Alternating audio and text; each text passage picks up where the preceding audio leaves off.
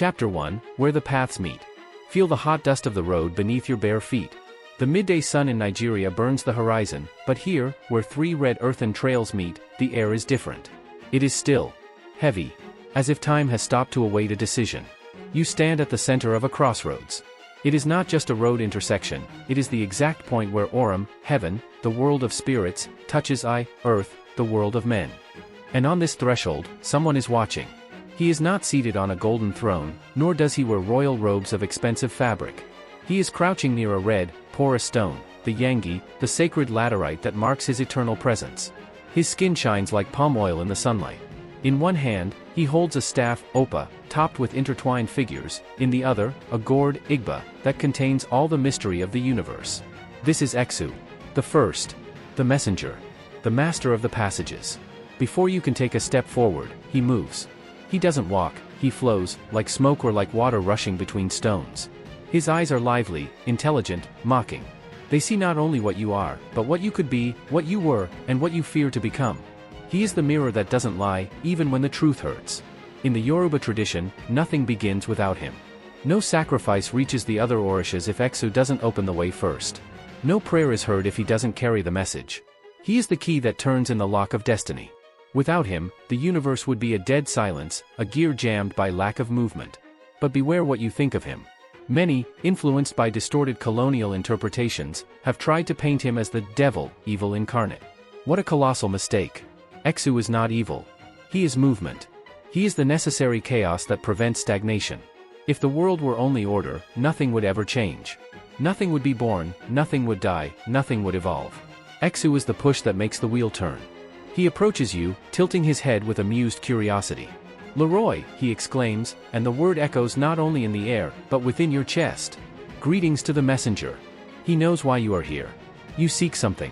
An answer? A path? Love? Power? Or perhaps just understanding? Eshu smiles, revealing white, perfect teeth. He loves questions, because questions mean there is room for answers, and answers mean change. "I am the question before the answer," he says, his voice sounding like the rustling of dry leaves and the laughter of children playing in the street. "I am the crossroads before the path. If you want to speak to the gods, you must speak to me first. If you want to change your destiny, you must negotiate with me." He twirls the staff in his hand. Suddenly, the crossroads around you seems to expand. The three roads no longer lead to nearby villages, they seem to stretch to infinity, connecting the noisy markets of Lagos to the ancient temples of Ife, from the drumming halls of Brazil to the terreiros in Cuba. Eshu is in all these places at the same time. He is omnipresent because movement never stops. But there is a danger in being so close to him. Eshu is unpredictable. He is the trickster, the divine prankster. He can open all the doors of the world for you in an instant, or he can tie your feet with invisible knots if he detects arrogance in your heart. He doesn't judge morally as humans do, he judges by balance. If you have sown wind, he will bring the storm.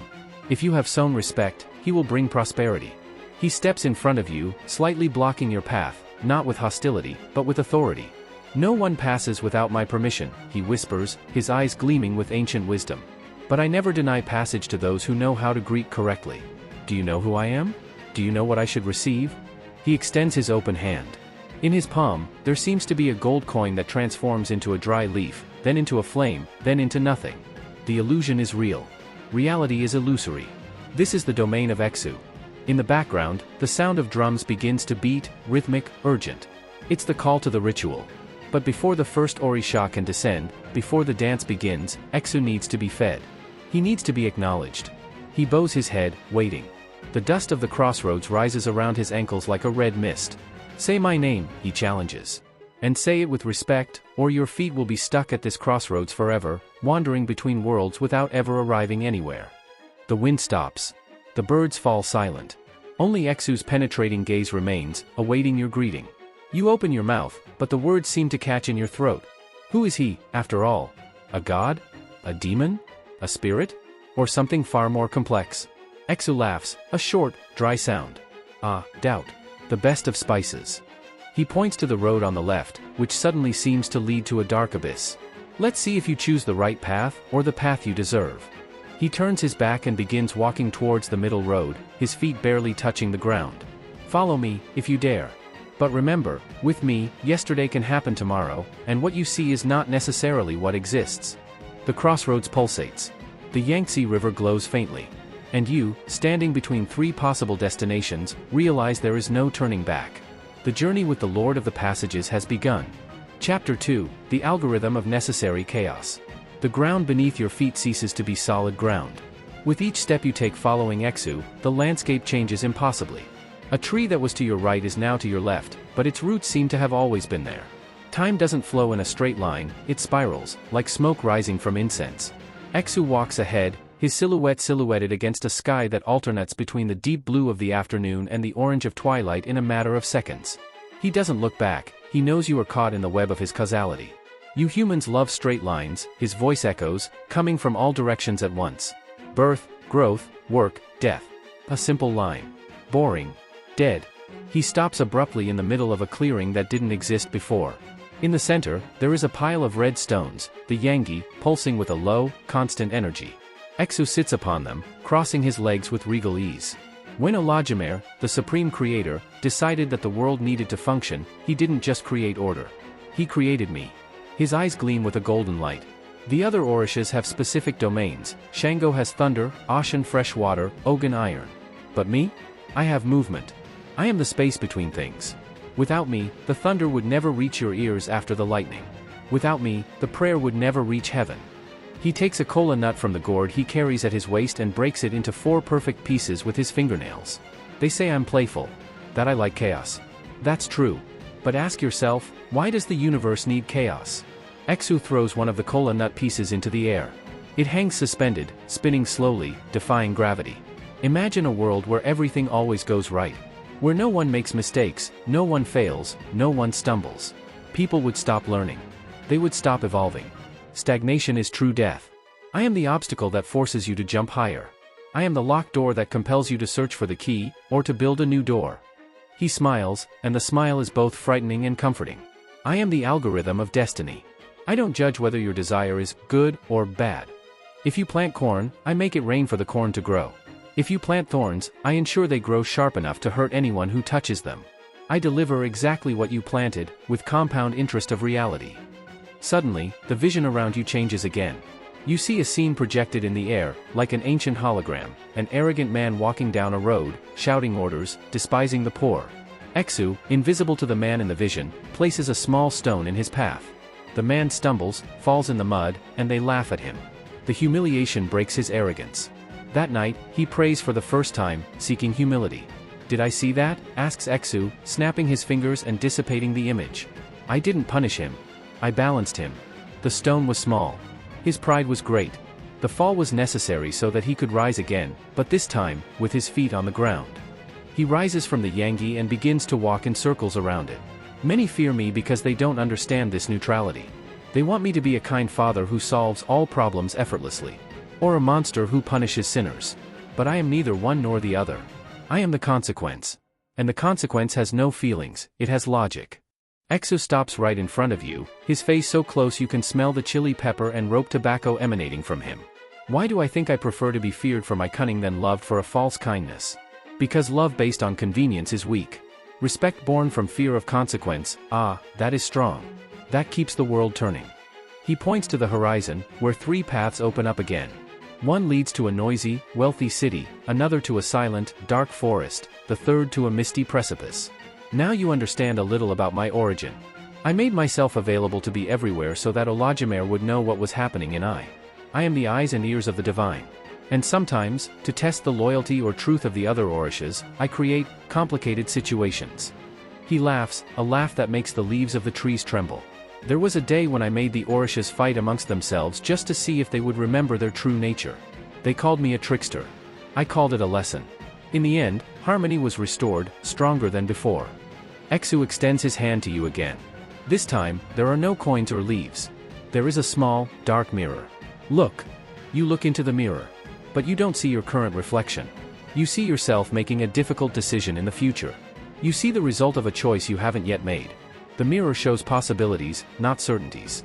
Time for me is a toy, Eshu whispers. I can kill a bird yesterday with a stone I throw tomorrow. Cause and effect are threads I can scramble if necessary to correct an error in the fabric of destiny. He snaps the mirror shut. But be careful. Playing with time has a price. And playing with me demands your full attention. One wrong step, one thoughtless word, and you could end up living the same day eternally, or aging 100 years in a minute. He points toward the noisy city. Come on. The market calls to me. That's where the exchanges happen, where money circulates, where lies and truths are negotiated. It's my favorite kingdom. Want to see how I rule the chaos of men? Eshu starts running toward the city, but his feet touch the ground at a rhythm that doesn't match the sound of his footsteps. The sound arrives before the movement. Logic is broken. And you must follow him if you want to understand how order is born from disorder. Upon entering the city's outskirts, the smell of spices, sweat, and fresh money invades your nostrils. Shouts from vendors, laughter, arguments. Everything seems amplified, vibrant. And at the center of it all, a familiar figure observes, smiling as he counts coins that change metal with each touch. Welcome to the market, says Eshu, his voice blending into the murmur. Here, every transaction is a prayer. And I am the tax collector of destiny. He looks at a vendor who is about to cheat an elderly customer. Eshu's eyes narrow. Look at that. Someone thinks they can fool the system. Let's see how the system responds. He raises his hand, ready to intervene. Not with violence, but with perfect irony. Prepare yourself. Today's lesson will be about honesty, or the lack thereof. The vendor opens his mouth to lie, but his voice comes out differently. Instead of the planned lie, the truth escapes his lips, loud and clear, before everyone. The market falls silent. The vendor freezes, horrified. Eshu turns to you, winking. I didn't force anything. I just removed the filter he used to hide his own soul. The truth is my sharpest weapon. Chaos ensues in the market, but a chaos that cleanses, that exposes. And Eshu walks through it, untouchable, amused by the dance of human justice. People begin to react, some laughing, others indignant, but the truth has already been established. Balance has been restored in that microcosm. Eshu continues walking, ignoring the commotion he caused, for to him, the work is already done. Do you understand now? He asks, without looking back. Order doesn't come from suppressing chaos, but from its intelligent management. And I am the best manager there is. He points to a dark side street that seems to lead nowhere, but which pulsates with a strange energy. Next stop, the place where words have physical weight. Be careful what you say here. Your words can become stones, or wings. Chapter 3, The Language That Unties Knots. The hubbub of the marketplace still echoes in your ears, but now the sound changes. No longer are they shouts of sales or arguments over prices, it's a cacophony of languages. You hear ancient Yoruba mixed with Brazilian Portuguese, Cuban Spanish, modern Nigerian English, and dialects so ancient they sound like the hissing of snakes. And, miraculously, you understand everything. Eshu walks through the crowd, and wherever he goes, the barriers to communication dissolve. A man who speaks only a tribal language manages to negotiate with a foreign merchant without gestures, only with flowing words. A shy lover finds the exact phrase to declare his love. A lost child is guided home by clear instructions given by a stranger. This is my first great gift, says Eshu, his voice cutting through the noise with crystal clarity. The gift of language. I speak all languages because I am communication itself. Without me, the gods would be deaf and men, mute. He stops before a large irako tree in the center of the market, where several priests are preparing offerings. They don't begin by chanting to Ixango or Oxala. They turn to a small red stone structure at the foot of the tree. They pour water, pour palm oil, light candles. Leroy Eshu. Eshu e Majuba, they shout in unison. Eshu smiles, satisfied. See this. Before asking anything of the great Orishas, they greet me. Why? Because I am the gatekeeper. If I don't open the door, no other deity can enter the conversation. If I don't carry the message, it gets lost in the wind. I am the official messenger of Elegbara, but I am also the guardian of cosmic protocol. He approaches you and lightly touches your throat with the tip of his staff, Opa. A tingling sensation runs down your neck. Many people misunderstand me. They think that because I talk a lot, because I like to converse, to negotiate, I'm superficial. But language is the most powerful tool that exists. With one word, you can start a war. With another, you can heal a soul. I hold both keys. Suddenly, the scene around you changes again. The marketplace disappears, replaced by a timeless space, a white, empty hall where two powerful Orishas are arguing furiously. It is Obatala, the creator of forms, and Odujua, the mother of the earth. They shout, their voices making the ground tremble. The discord between them is paralyzing creation. Nothing new can be born while they fight. Eshu observes the scene with an analytical, almost clinical gaze. See the danger of rigidity. Two immense powers, locked in their own pride. The universe is about to stop. The gears will rust.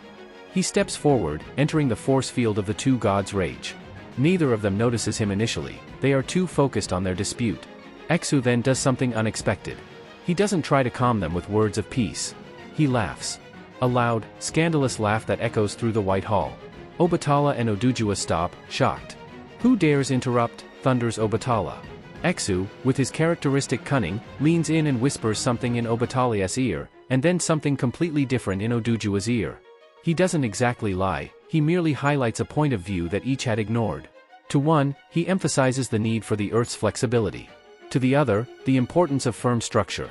In seconds, the anger dissipates, replaced by understanding. They realize they need each other. Harmony returns. Creation can continue. "I didn't resolve the fight by imposing my will," Eshu explains, returning to his side as the vision of the gods fades. "I only translated one's intention to the other." Often, conflict arises not from malice, but from misunderstanding. I am the universal translator. I untie the knots that lack of dialogue has created. He twirls his staff, and the air around you seems to grow denser, laden with static. But my influence goes beyond spoken words. I manipulate luck. I am the wind that changes the direction of the boat's sail.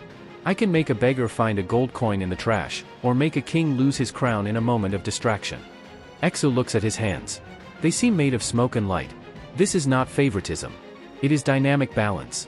If someone has been stuck in prosperity for too long, becoming arrogant, I bring a difficulty to move them. If someone has suffered for too long without fault, I open an unexpected door. I keep the energy flowing.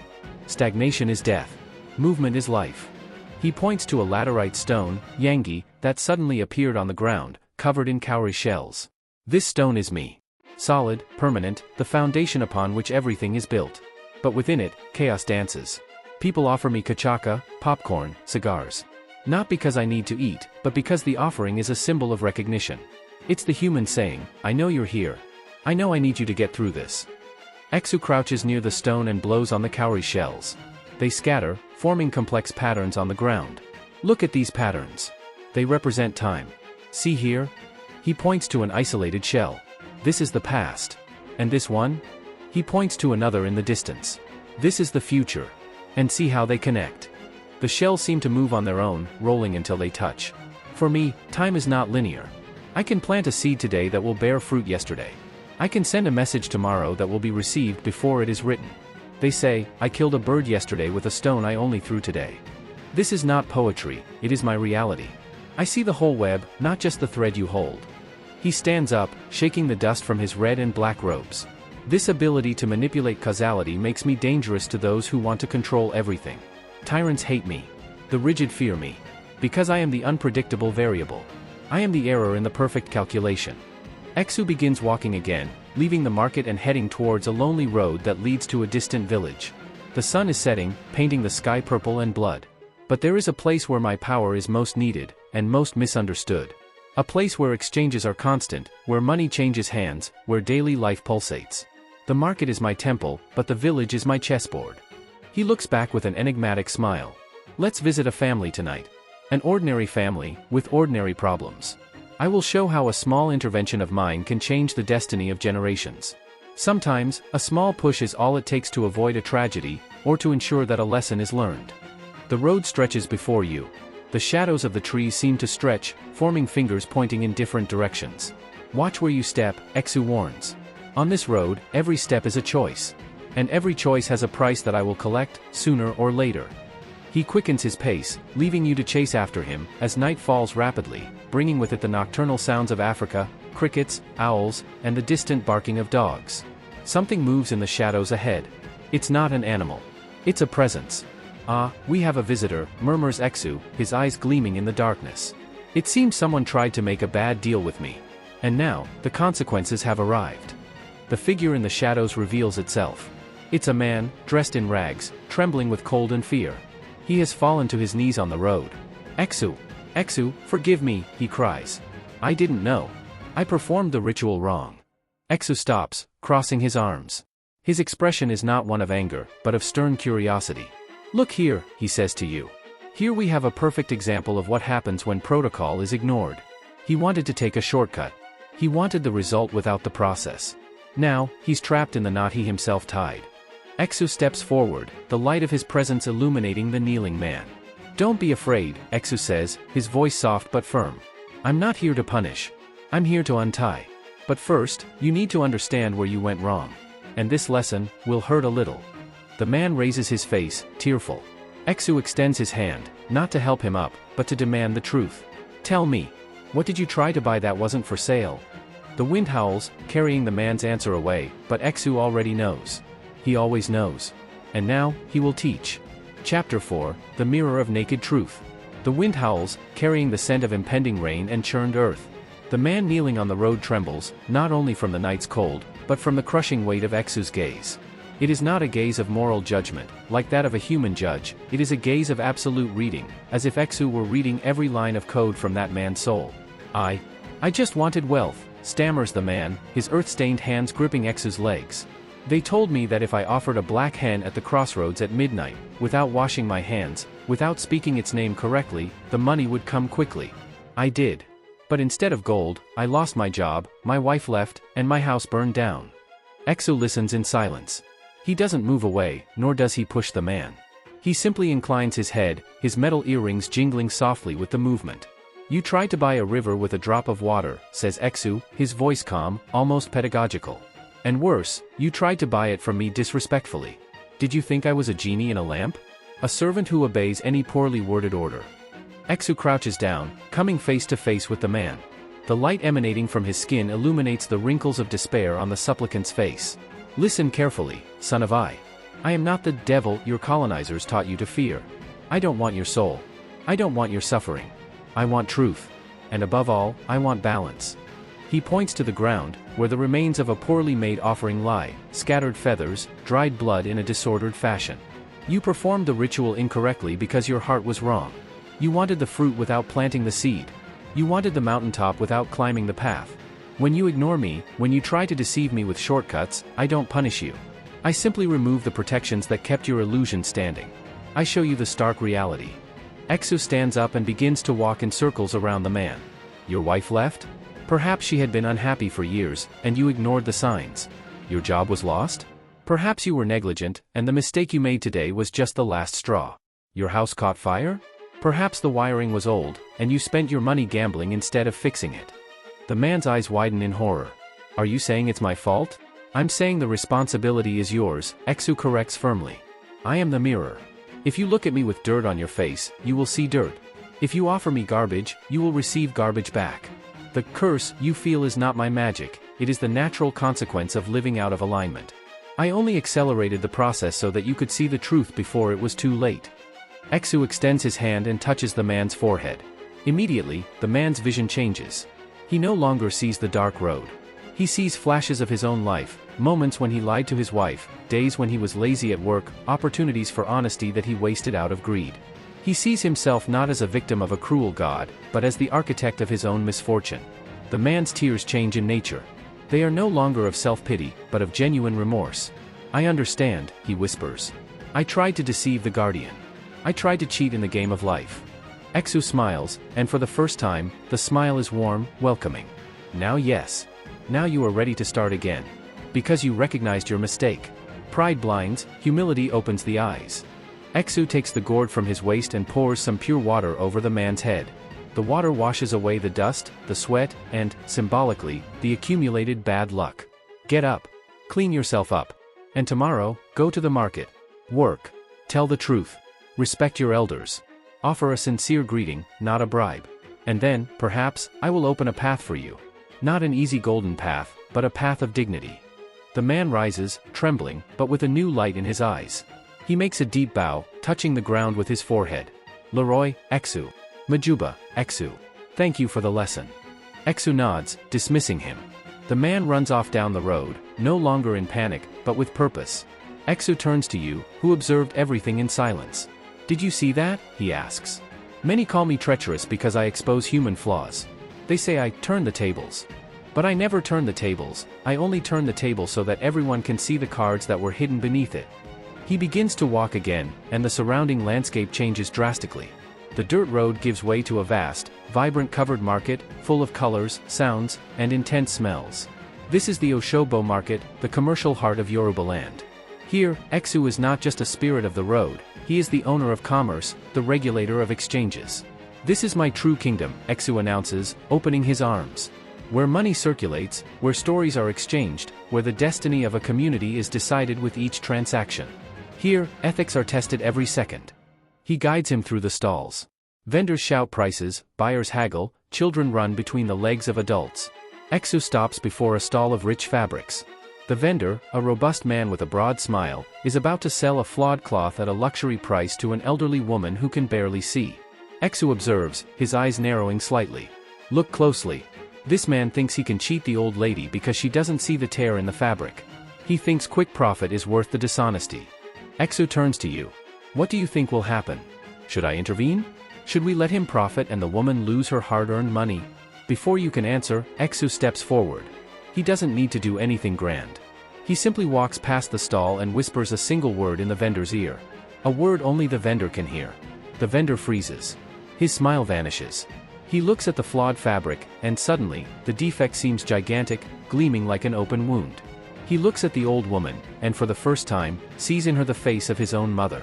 A wave of shame washes over him, physical and overwhelming. Quickly, he hides the bad cloth and pulls out a perfect, high-quality roll. My mother, he exclaims, his voice choked with emotion. Sorry, I meant to give you this one by mistake. Take this one, it's much better. And I won't charge you anything extra. The woman smiles, blessing him, unaware that she escaped a scam through divine intervention. The vendor breathes a sigh of relief, feeling that he has just avoided a disaster far greater than the loss of a few coins. Eshu chuckled softly, satisfied. See? I didn't need to punish him. I didn't need to break his legs or steal his money. I only touched his conscience. I showed him the truth about who he was about to become. Sometimes, a little scare is all it takes to bring someone back to the right path.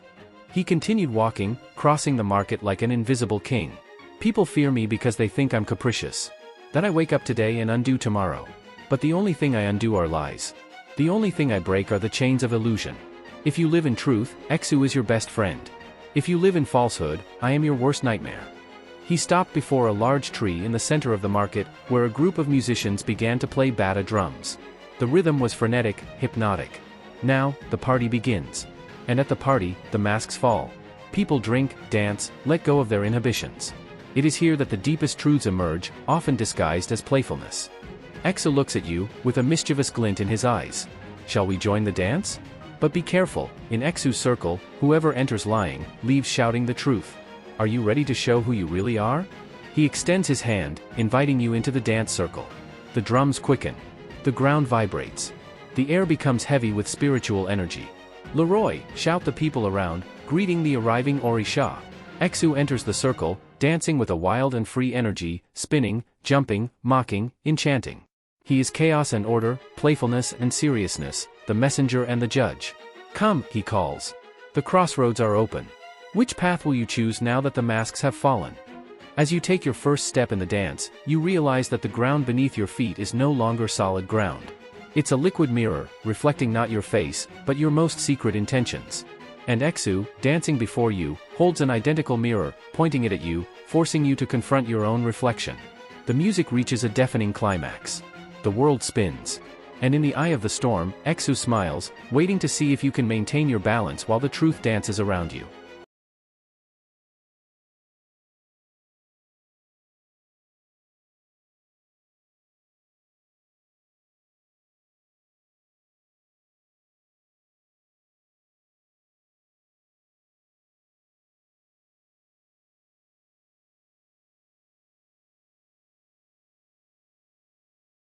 Chapter 5, The Dance of Broken Masks. The rhythm of the bata drums is not just sound, it's a colossal heartbeat that makes your chest vibrate in sync with the earth. The air in the marketplace is thick, saturated with the scent of palm oil, human sweat, and the static electricity of the sacred. The flames of the torches dance, casting shadows that seem to have a life of their own, stretching and writhing like serpents. Eshu spins in the center of the wheel, a whirlwind of red and black. His movements are impossible. He leaps higher than physics would allow, spins so fast he becomes a blur, and stops instantly, defying inertia. He is not just dancing, he is weaving reality around him. Each step is a knot in destiny, each turn, a twist of fate. The dance is truth in motion, he shouts, his voice cutting through the noise of the instruments. When words lie, the body does not lie. When the mouth is silent, the feet speak. You enter the circle, invited by its gesture. The instant your feet touch the mirrored ground, the sensation is dizzying. The reflection beneath you doesn't show your current face. It shows who you were as a child, frightened. It shows who you fear becoming in the future, alone. It shows the lie you told this morning and the truth you hid deep in your heart. Around you, other dancers also begin to reveal their truths.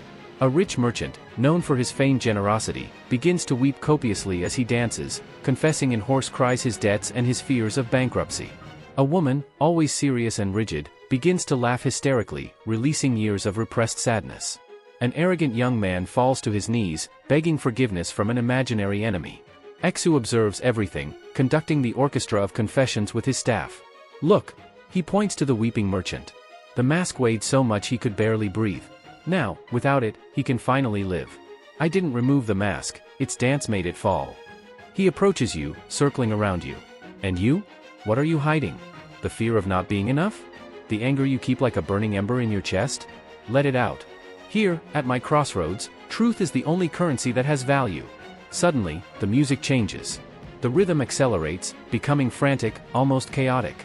The shadows around the central bonfire begin to stand out from the ground, taking on a three-dimensional form. They are entities made of darkness and doubt, physical manifestations of the unspoken lies of those present. They advance on the dancers, trying to suffocate them, pull them down. Panic threatens to grip the crowd. But Eshu doesn't back down. He laughs, a loud, defiant laugh that echoes like thunder. Ah, the shadows come to play? Then let's play. He strikes the ground forcefully with his staff. Boom! A wave of red and gold light explodes from his body, sweeping away the shadows. Where the light touches, the entities of darkness dissolve into harmless smoke, transforming into colorful butterflies that fly into the night sky.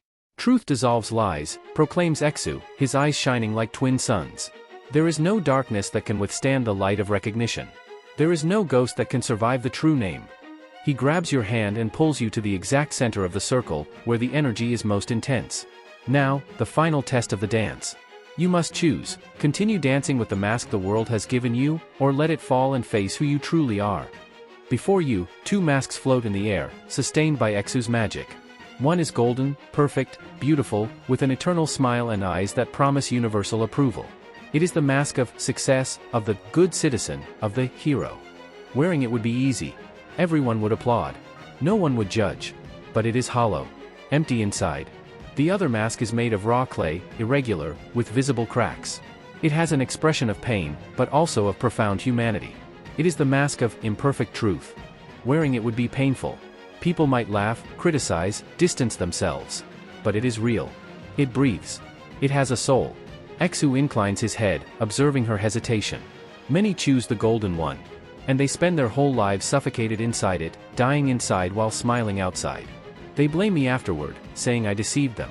But I always offered the choice. I always showed them the clay. He extends his hand towards the clay mask. This is my favorite. Because only those who wear clay can feel the wind on their face. Only those who accept their cracks can be healed. Perfection is a prison. Imperfection is freedom. The music reaches a deafening crescendo. Butterflies of light circle you. The dissipating shadows whisper winds of relief. Eshu waits, motionless in the chaos, his penetrating gaze fixed on yours. Which do you choose? He asks, his voice now soft, almost an intimate whisper in the midst of the hurricane. The false beauty that protects, or the naked truth that liberates? You reach out your hand. The moment of decision suspends time. The drums seem to stop. The fire freezes. Only you and Eshu exist in this infinite instant. If you choose the golden one, the dance will continue, but you will be just another ghost in the crowd, applauded and empty. If you choose the clay one, the dance will change. It will be harder, rougher, but it will be yours. Your hand trembles as you approach the clay mask. Upon touching it, an electric shock runs through your arm, not of pain, but of recognition. It's like touching yourself for the first time. Eshu smiles, a genuine smile, free of mockery. Brave, he says. Very brave. Few choose clay. But it is those few who truly live. He snaps his fingers. The golden mask crumbles into dust. The clay mask fuses to your face, not as something external, but as part of your skin. You feel the cold air hitting the cracks, and for the first time, you feel whole. The music begins again, but now it's different. Deeper, more earthy. The other dancers, seeing your choice, begin to remove their own golden masks, throwing them into the fire. One by one, they melt, revealing tired, happy, sad, real faces. the entire marketplace transforms into a true community. Exu dances with you, celebrating your choice. "Now that's more like it," he exclaims. "Now we can truly talk. Now the gods can hear you, because you're no longer shouting through a filter of lies." But the celebration is interrupted. A sharp, shrill sound cuts through the atmosphere of reconciliation. It's not a drum. It's a whistle. Human. Mechanical. The torchlight flickers violently. The shadows, which had become butterflies, begin to regroup, forming a dark and menacing mass at the edge of the marketplace. Something is coming. Something that respects neither dance, nor truth, nor crossroads. Exu stops dancing. His expression instantly changes from joy to high alert. His eyes scan the darkness beyond the circle of light. "They brought iron where there should be flesh," he murmurs, his voice deep. "They brought silence where there should be song." He turns to you, gripping your arm firmly. "The colonizers have arrived. And they don't come to dance. They come to break the drums, fell the sacred trees, and call my name demon." The dark mass advances. They are tall figures, clad in metal armor, carrying hardwood crosses and cold steel swords. They don't see the beauty of the dance, they see sin. They don't see the truth, they see heresy.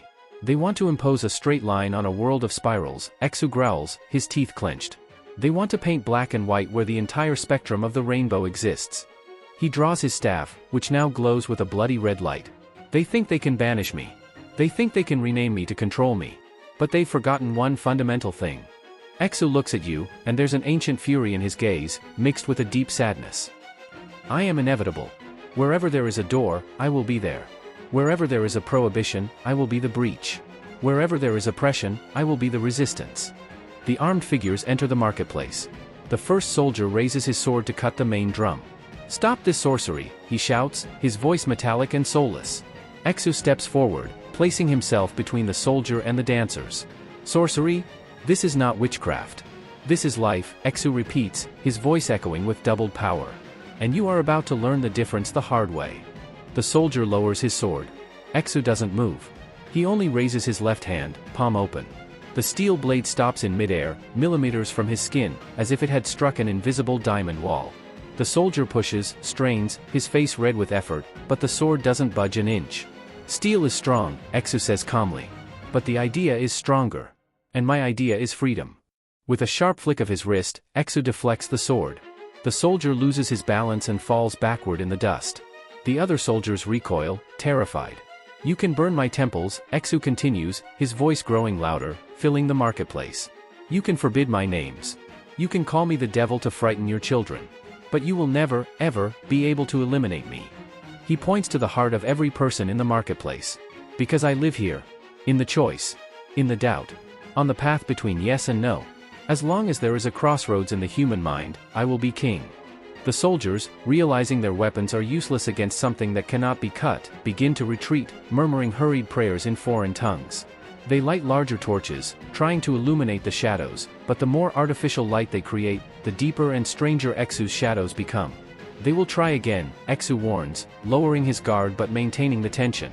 "They will bring ships, chains, new laws. They will try to separate Orun from I with walls of dogma. And we will have to be cunning. We will have to be chameleons." He looks at you, and there is a new mission in his eyes. A mission that will cross oceans and centuries. "I will travel with them. I will enter the holds of slave ships. I will cross the Atlantic in the memories of the enslaved. I will be reborn in Brazil, in Cuba, in Haiti, with new names, new colors, but the same essence." Exu holds your shoulder. "Will you come with me? Do you want to see how the Lord of the Crossroads survives the hell of history and flourishes in the new world? Do you want to see how the clay seed grows in the concrete of modern cities?" The market begins to dissolve, transforming into salty mist. The smell of earth gives way to the smell of the open sea. The sound of drums mixes with the groan of a ship's wood and the crashing of waves. "The next stop is the middle of the ocean," says Exu, his silhouette beginning to change, adapting to the new time. "Where hope is the only compass. And I am the north." He extends his hand towards the void that opens ahead, a portal to the Atlantic of the 16th century. "Jump. History waits for no one. And destiny." He smiles, that old and familiar smile. "Destiny is a long round trip." You look into the deep blue abyss. You feel the salt in the air. You hear the distant cries of thousands of people being torn from their lands. And amidst this horror, he sees a small red and black flame dancing on the bow of a ghost ship. It's Exu. Waiting. Chapter 6, The Salt That Doesn't Extinguish the Fire. The scent of red earth and spices has vanished, replaced by the suffocating odor of salt, rotting wood, feces, and human despair. The sound of the bata drums has been swallowed by the crackling of candles, the groaning of wood under the ocean's pressure, and the muffled cries of hundreds of souls chained in the dark hold. You are no longer in vibrant Africa. You are in the belly of a slave ship, cutting through the dark waters of the Atlantic in the 16th century. The darkness here is absolute, both physical and spiritual. It is Orunapati, the fragmented heaven, where the world's balance seems to have been irreparably broken. Exu is by your side, but his appearance has changed. He no longer wears his bright ceremonial robes. His garments are rags soiled with soot and dried blood, mixed with the chains that bind the ankles of the enslaved. His fiery hair is extinguished, reduced to weak embers struggling not to be extinguished in the salty dampness. But his eyes still gleam with the same fierce intelligence, now tinged with a deep pain. This is the great forgetting, he whispers, his voice hoarse, almost disappearing into the sound of the waves. They think that by tearing us from the earth, by chaining us, by forbidding us to speak our names, they can kill us. They think they can sever the line between Orun and I. He walks down the narrow corridor of the cellar, passing over piled up, thin, feverish bodies. He touches the forehead of a child who cries silently. Where his fingers touch, the child stops crying and closes its eyes, dreaming of the forest from which it came. But they forgot one thing: I am the crossroads. And a crossroads can be created anywhere. Even in the middle of the ocean. Even within a broken soul. A white guard, drunk and cruel, descends the stairs with a whip in his hand. He shouts orders in a strange language, striking the backs of anyone who moves too slowly. Fear is palpable, a metallic taste in everyone's mouth. Exu watches the guard. There is no immediate anger on his face, only cold calculation. They brought the iron and the cross, says Exu. They think the cross is the opposite of my staff. That I am their devil. They've inverted everything. They've turned the messenger into a monster to justify their own monstrosity. The guard approaches an old man who murmurs a prayer in Yoruba. The guard raises his whip. Silence, demon, he shouts. Before the whip falls, Exu steps forward. He is not seen by the guard. The eyes of the oppressors have been blinded to the true nature of the African divine. To the guard, Exu is just a shadow, a loose chain, a rat. But Exu's action is real. He blows gently on the guard's wrist. Immediately, the guard feels an unbearable itch. He drops the whip to scratch his hand. Then, the foot. Then, the face. He begins to spin, stumbling over his own feet, as if dancing a ridiculous and involuntary dance. The other enslaved people watch, some with fear, others with a glimmer of hope in their eyes. Look, Exu whispers to you. I don't need swords. I use their own madness against them. I turn violence into buffoonery. Because when the tyrant becomes a joke, he loses his power. The guard falls to the ground, rolling, laughing hysterically while crying out in pain and shame. Other guards descend, confused, trying to hold him, but end up tripping over each other, victims of a sudden bad luck that makes their feet slip on the damp deck. Exu smiles, a sad smile. This is all we can do now. Small acts of resistance. Keep the flame burning. Ensure that, when we reach the other side of the ocean, there will still be something to rebuild. He sits beside a pregnant woman, huddled in a corner. She holds her belly, protecting the life growing in hell. She carries the future, says Exu. And I carry the memory. As long as I am here, the Orishas have not gone. They have only slept. Waiting for the first drum to sound on new soil. The days pass in a fog of distorted time. The ship rocks violently in a storm. The waves pound against the hull like giant hammers. The white men shout, trying to control the sails, believing it is the wrath of their Christian god. Exu knows the truth. Imanya is angry, he says, looking at the hold ceiling, as if he could see the raging sea above. The mother of the waters does not accept this theft. She wants her children back. She wants to sink this wooden coffin. The ship lists dangerously. Water floods the hold. Panic is total. The rusty chains creak. Screams of terror mingle with prayers in Latin and chants in Yoruba. Exu rises. He must choose. Can he let the ship sink, freeing all the souls at once, sending them back to Orun before they reach slavery? Or can he ensure the ship arrives, so that the seed of culture can be planted in foreign soil, even if watered with blood? It is the ultimate crossroads. Destroy now or suffer to build later. He looks at the pregnant woman. He looks at the dreaming child. He looks at you. If I sink the ship, the pain ends here. But the story ends too. There will be no candomblé. There will be no Santeria. There will be no cultural resistance in the Americas. We will only be ghosts at the bottom of the sea. He clenches his fists.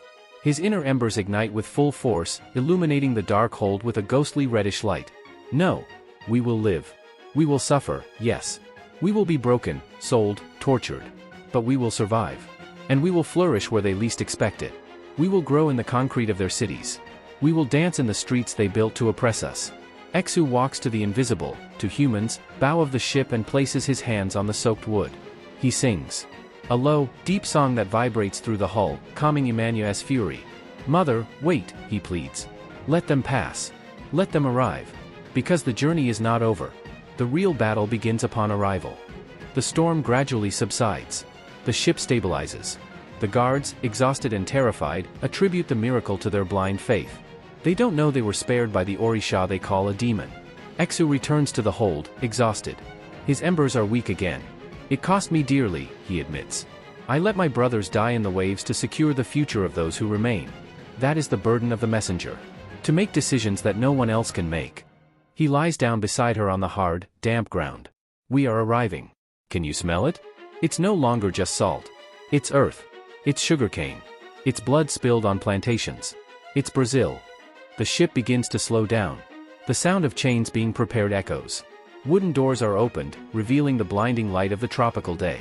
Shouts of merchants, auctioneers, new languages, Portuguese, Tupi. Exu rises, adjusting his rags. He looks at the enslaved being pushed upwards, towards the light, towards the sail, towards their new life of captivity. Here we go, he says, with renewed determination. To the new world. Where I will have new names, Exu, Bambadjara, Legba, Papa Legba, Master of Souls. Where they will call me the devil, but where I will be the only hope for spiritual freedom. He extends his hand to you. Prepare yourself. The culture shock will be violent. They will try to erase us. They will forbid our drums, our languages, our rituals.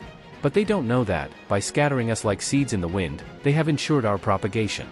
The upper deck is crowded. Men, women, and children are examined like cattle. In the distance, the Brazilian coast is visible, green and dense, reminiscent of the home they left behind, but also promising a new mystery. Exu points to a large colonial city on the horizon, with white stone churches rising against the blue sky. Look at those churches, he says, with bitter irony. They think they are fortresses against me. Little do they know that I am already inside, hidden behind the saints, under the altars, in the cracks of the stones. I am syncretism. I am the breach through which the African sacred will enter and transform the imposed Catholicism. He laughs, a short, dry laugh. They want to convert us? Great. We'll convert their gods. We'll give them new meanings. Saint Peter will have the keys? Then he will be Exu, the master of the paths. Saint Barbara will bring swords and thunder? Then she will be Exango. Our Lady of the Waters? Imania. Exu looks at you, his eyes gleaming with ancient cunning. That's our weapon, adaptation. While they think they're dominating us, we're occupying their spaces from within. It's a silent victory. The ship docks. The planks are lowered. The first step on American soil is about to be taken. Shall we? Asks Exu. Shall we see how the Lord of the Crossroads conquers the West? Shall we see how African fire warms the European winter in America? He takes the first step on the plank. The ground trembles under his light weight. Leroy, New World, he exclaims, though no one hears him except you and the spirits of the native land who are already observing the arrival of those suffering strangers. The game has started again. And the rules, the rules I will write. As he descends to the dock, surrounded by shouts and cries, a small red flame ignites in the pocket of his rags. It is the seed. The beginning of everything. Chapter 7, The Horned Saint and the Breach in the Stone. The heat of Brazil is different. It's humid, heavy, clinging to the skin like a second layer of clothing. The smell is no longer just of salt and rotten wood, now it mixes with the cloying sweetness of burnt sugarcane, the iron of chains, and the dense incense rising from the white stone churches. You walk alongside Exu through the streets of an 18th-century colonial city. The cobblestones are uneven, slippery with moss and blood. Around you, white men in heavy black wool suits hurry by, holding silver crucifixes, murmuring Latin in constant fear of the demon they believe inhabits every shadow of the rainforest. Exu, however, has changed again. He no longer wears ship's rags. He wears the clothes of an ordinary enslaved worker, thick burlap trousers, a torn shirt, bare and calloused feet. On his head, a faded red cap. But in his eyes, the same ancient flame dances, observing everything with renewed shrewdness. Look at those churches, he points to a large cathedral atop the hill, its spire piercing the blue sky. They think they've built walls against us. They think their God lives only inside, behind locked doors and golden bars. He laughs, a low sound lost in the noise of ox carts and market cries. Little do they know I've already entered. And not through the front door. Exu guides you inside the church. The interior is cool, dark, smelling of melted wax and withered flowers. Faithful kneel on the hardwood pews, kissing rosaries, begging for forgiveness and protection. On the walls, statues of Catholic saints watch with serene and distant expressions. But Exu doesn't look at the saints the way the faithful do. He sees through the gilded paint and the plaster. Here lies the great secret of our survival, he whispers, stopping before a statue of an old, bearded man holding a huge bunch of iron keys in his right hand and a book in his left. Saint Peter. The gatekeeper of heaven, the priests say. Exu's eyes gleam with triumph. For them, he is the saint who opens the gates of paradise. For us, it is me. I am Exu, the owner of the keys, the guardian of the crossroads, the messenger who connects heaven and earth. They painted me white, gave me a European beard and a Latin name, but the essence remains African. He lightly touches the pedestal of the statue.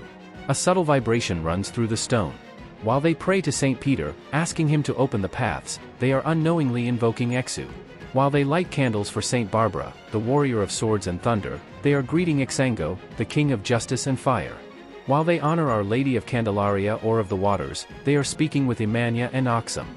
Exu walks through the central aisle, passing by faithful who do not see him, although they feel an inexplicable shiver when he passes. This was not betrayal. It was strategy. It was the only way to keep our Orishas alive under the whip of the Inquisition. If we could not speak their names, we hid their faces under the masks of the conquering saints. We created a breach in the dogmatic stone. And through that breach, Africa breathed.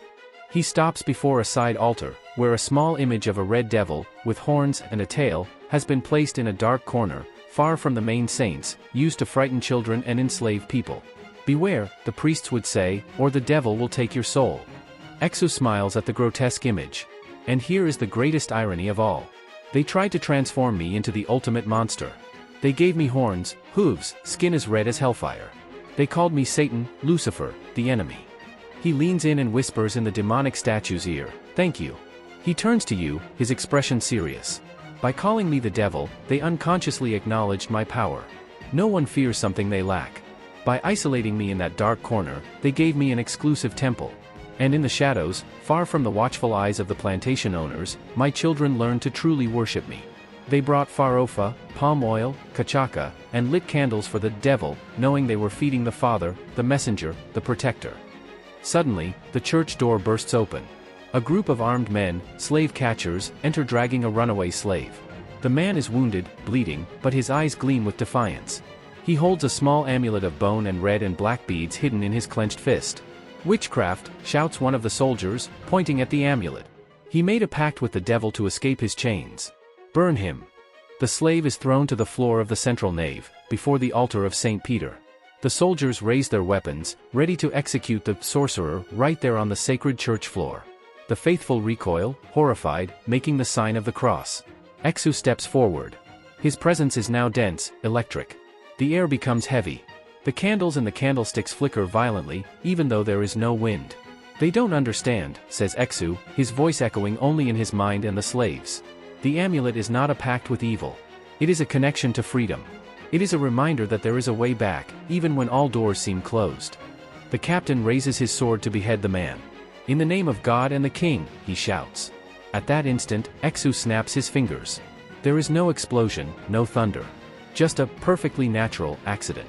The captain's foot slips on a puddle of spilled holy water, which no one saw fall. The sword flies from his hand, spinning in the air, and plunges deeply into the thick wood of a bench, inches from the face of another soldier.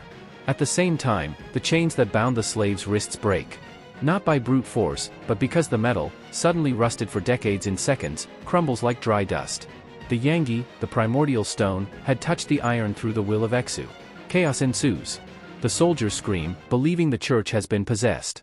The faithful rush for the exits, trampling each other. In the midst of the confusion, the slave rises. He looks at the statue of Saint Peter, winks quickly, a gesture that only Exu and you notice, and runs to the sacristy, disappearing into the shadows of the secret corridors that lead to the forest. Exu watches the escape, satisfied. "Another one free," he murmurs. "Another seed planted in the Quilombo, far from the eyes of the law." He turns to you, while the church empties rapidly, leaving only tense silence and flickering candles. This will happen 1,000 times. 10,000 times. In every slave quarters, in every market, at every forbidden festival. They will call our samba circles, the devil's work. Our sacred foods, witches' slop. Our drums, a call from hell. Exu begins to walk towards the exit, passing the empty pews. And the more they forbid, the stronger we become. Because prohibition creates desire. Fear creates respect. And persecution creates unity. As he leaves the church, the afternoon sun beats down on his face. Outside, life goes on. Markets bustle. Enslaved people carry burdens. Masters drink wine on their verandas. No one knows that, beneath that thin veneer of European civilization, an underground network of faith and resistance is growing, fueled by the very devil they so fear. Exu stops at the street corner, where three paths meet. One leads to the plantation owner's manor house, another to the slave quarters, and the third to the dense forest, where the Quilambos, maroon settlements, hide. This is the new crossroads, he says. More complex than those in Africa. Here, black and white mix to create the gray of survival. Here, the saint and the Orisha dance the same dance. He looks towards the forest, where the sounds of distant drums begin to echo, weak but constant. They are gathered. Far from the eyes of the white people. They will do what was forbidden tonight. They will sing to the Orishas using the names of the saints, but knowing who they are truly calling upon. They will offer food to the devil, but knowing they are feeding the Father. Exu smiles, and for the first time since leaving Africa, he seems truly at home. Shall we go? The feast begins. And this time, there are no ships, no chains, no churches to stop us. Only the night, the forest, and the rhythm that never dies. He enters the trail leading into the woods. The darkness of the trees immediately engulfs him, but his red eyes remain visible, like two embers guiding the way. Leroy, Quilambo, he whispers to the leaves. The messenger has arrived.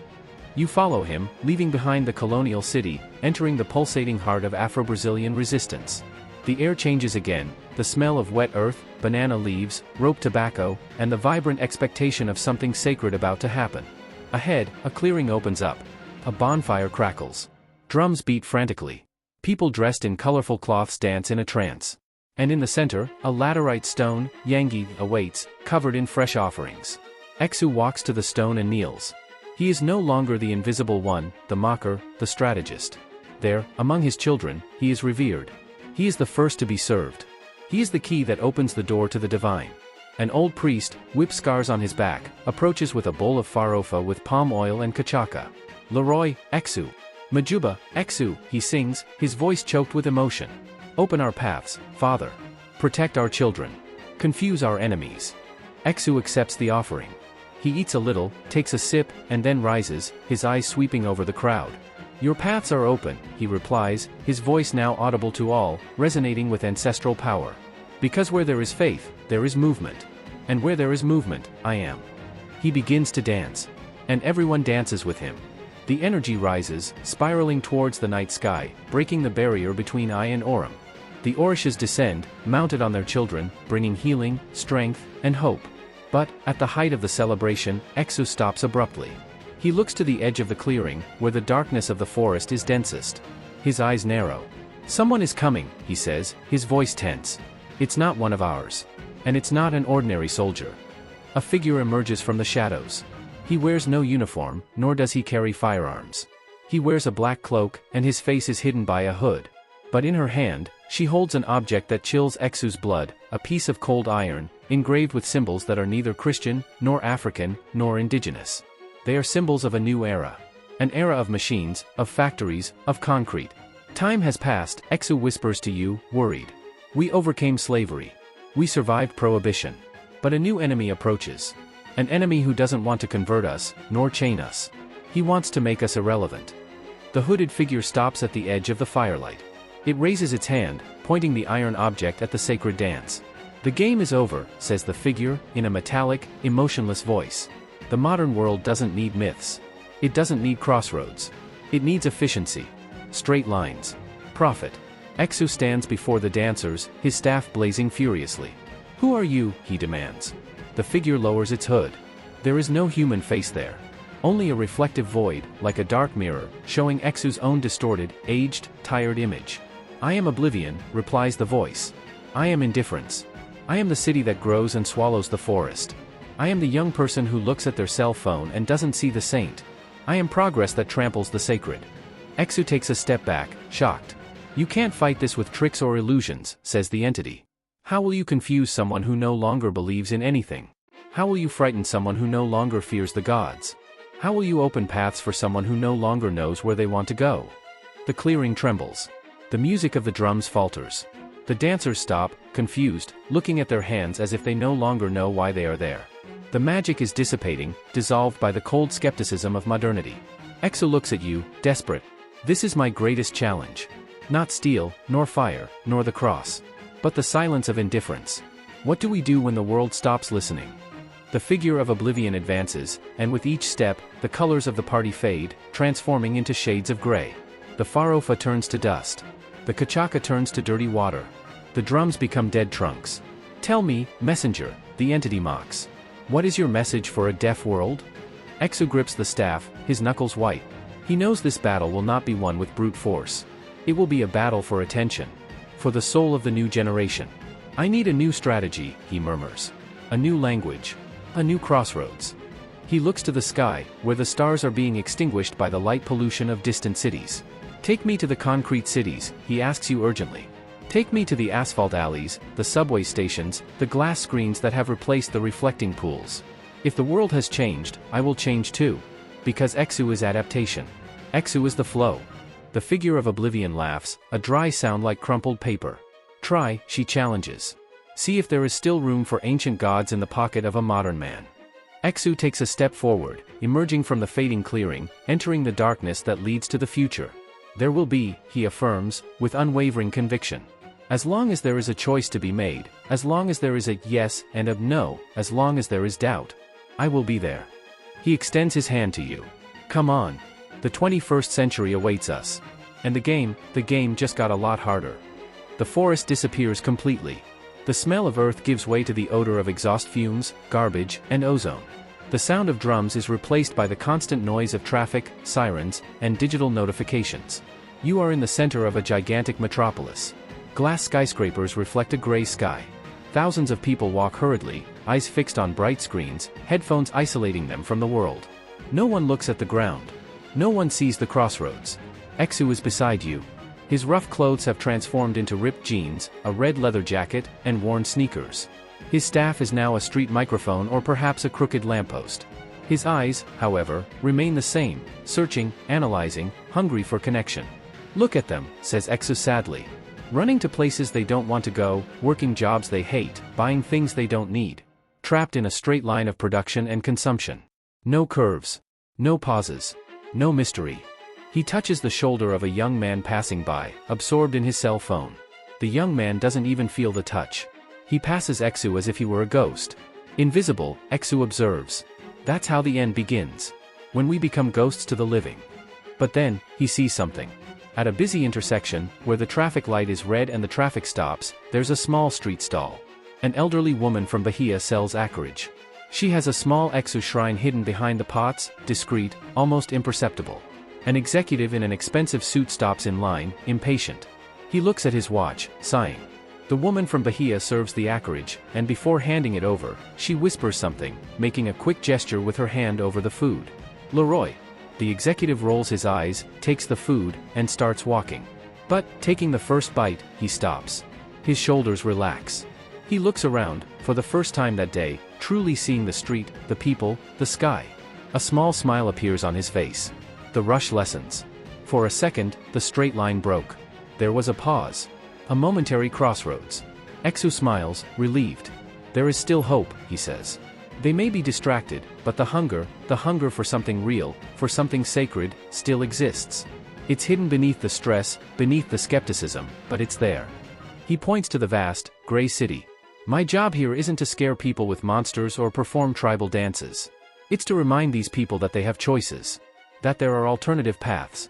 That life isn't just this productivity algorithm. Exu begins to walk along the crowded sidewalk, bumping into people. This time, some feel his touch. Some stop, looking confused, as if they've remembered something important and forgotten. I'm going to get into their networks, Exu plans, looking at the cell phone screens. I'm going to be the unexpected meme, the news that changes opinions, the direct message that arrives at the right time. I'm going to be the glitch in the matrix. The error in the system that makes people think. He looks at you, determined. The battle against oblivion will be fought pixel by pixel, like by like, choice by choice. It will be silent. It will be slow. But it will be constant. Suddenly, the city sky lights up with artificial rays of giant advertising billboards. A synthesized voice echoes from the loudspeakers, "Buy now. Be efficient. Don't stop." The figure of oblivion appears reflected in all the shop windows, smiling victoriously. "They are mine," says the omnipresent voice. "Their attention is mine. You don't compete with billions of stimuli per second, old god." Exu stops in the middle of the avenue, ignoring the cars honking and braking sharply around him. No one runs him over. He dodges impossibly, like smoke. "You have their attention," concedes Exu. "But you don't have their hearts. And it is in the heart that the crossroads exist." He raises his arms to the polluted sky. "I am doubt. I am the question that won't be silenced. I am the impulse to change course." A wave of red and black energy emanates from him, invisible to most, but felt by those ready to awaken. Cell phone screens flicker. Traffic lights malfunction, creating an organized chaos that forces people to stop, to look at each other, to interact. In the midst of the congestion, people begin to get out of their cars, irritated at first, but then talking, laughing, sharing stories. Efficiency has broken down. Humanity has returned. The figure of oblivion screams in frustration from the shop windows. "This is inefficient. This is chaos. This is life." Exu replies triumphantly. But the victory is local. The city is vast, and the machine of oblivion is powerful. Exu knows this war will last forever. "We need more," he says, breathless. "We need guardians. People who understand the code. Like you." He approaches, gripping his arm tightly. The myth hasn't ended. It's just migrated to a new platform. And now, the most important story is about to be written. Not by me, but by us. By those who choose to see the magic in the concrete. He points to a narrow, dark alley where colorful graffiti covers the walls. There, young people gather, rapping, performing spoken word poetry, discussing politics and spirituality. There's an energy there reminiscent of ancient drums. There, Exu indicates. That's where the new crossroads was born. "Shall we go?" You follow Exu into the alley. As you approach, the graffiti on the wall seems to come alive. The paint drips, forming images of modern Orishas, of Exu with caps and gold chains, of Yemanja emerging from sewers transformed into crystal-clear rivers. The young people stop talking when you enter. They don't see an old African god and a time traveler. They see something familiar. Something that resonates with their search for identity and meaning. One of them, a young man with intense eyes, stands up and says, "Leroy." Exu smiles, and this time, the smile illuminates the entire dark alley, banishing the shadows of oblivion. "Majuba, my children. Majuba, future." The music begins again, louder, stronger, mixing electronic beats with ancestral rhythms. The dance begins again. And Exu is at the center, leading, guiding, ensuring that, no matter how modern the world becomes, the crossroads never disappear. For as long as there is choice, there will be Exu. And as long as there is Exu, there will be hope. This story comes from the Yoruba oral tradition and its diasporas in the Americas, Candomblé, Santeria, Vodou, honoring the cultural resistance and wisdom of Exu as the vital principle of movement and communication. If it touched you, comment, what ancestral lesson about adaptation and resistance do you take from this journey to your modern life?